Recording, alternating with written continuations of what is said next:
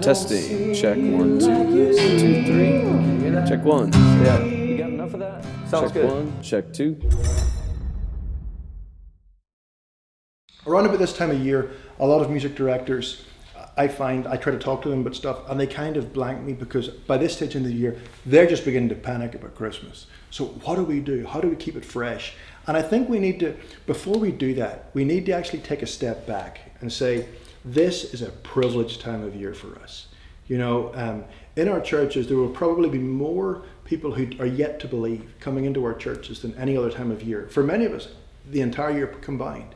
It is a unique window that our culture still has and may not have in 50 years' time to actually talk about Jesus. So here's 5 things to remember as music directors before we begin, and use that both to encourage your soul and then perhaps to frame where your ideas are going. Number 1, sing the gospel through every Christmas service. The Christmas carols sing it more poetically, more beautifully than at any other time. How silently the wondrous gift is given. So God imparts to human hearts the blessings of his heaven. No ear may hear his coming, but in this world of sin where meek souls will receive him still, the dear Christ enters in. Just beautiful ways of telling this story that are just so imaginative and so clear and so fresh. Second thing, sing the traditional carols. Do other stuff too, but enjoy singing the carols. The true stat is that people who are young and old in church both want to sing Christmas carols. People who are believers and unbelievers both want to sing Christmas carols. They love the carols. They're one of the greatest cultural heritages we have. It was the finest composers, Holst, Beethoven, Bach, Handel, Mendelssohn. It was their melodies, as well as some of the finest traditional folk melodies that have ever been written, that have lasted hundreds of years, combined with the poetry of Christina Rossetti, of Wesley and Watts and many others. And so we've got some of this fine art for us to sing, and so we should be proud of it, we should cherish it, and they articulate this gospel story so well, and people enjoy singing them. So it's an easy connect for us. Thirdly, if we're really working on our congregational singing, let's make sure our church, let's use Christmas as a target. Let's say by Christmas we want to sing well. It finishes the year well, it gives us a good sense, but it's also important because if there are so many people coming into our churches who aren't believers, we have to remember that our singing is a witness. Our singing is a witness. If it's good singing and passionate, involved singing, it's a good witness.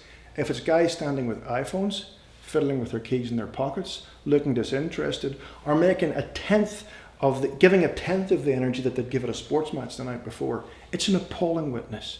It tells people you don't care about this message of eternal hope for the world, for the universe, that made God, the God of the universe, become man. So let's make sure our congregations know we are singing to the Lord. He is our audience, but there are also people watching on who are yet to believe. Fourthly, Christmas allows us a chance to be creative as musicians. I was in a meeting recently with people who are involved in a pops orchestra, nothing to do with Christianity, but in Christmas, they're quite happy to begin a program with Copeland's Hoedown, and then go to Frosty the Snowman, and then go to Corelli's Christmas Concerto. People at Christmas want all kinds of music. So maybe let's use Christmas music to try some different things. For me, I got involved in writing Christmas music 5 years ago when my hymn writing had just dried up for a whole year.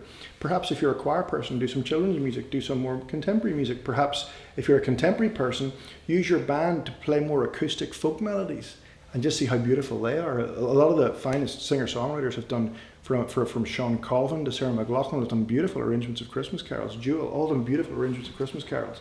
So you might enjoy that. Fifthly, make it your goal this Christmas to do one thing outside of the church walls. For every one person that drives into your church this Christmas, 99 are driving past. So let's think, where can that be? Different communities will have different answers. For some, it'll mean going into the schools. For others, you can't go there. Perhaps you might want to go to the prisons. For some, it will mean going into the village and in the town and a festival. For others, it might be having the brass players in the mall. For others, it might be finding someone who's got a beautiful home, the gift of a beautiful home, and throw a big party and do some music there.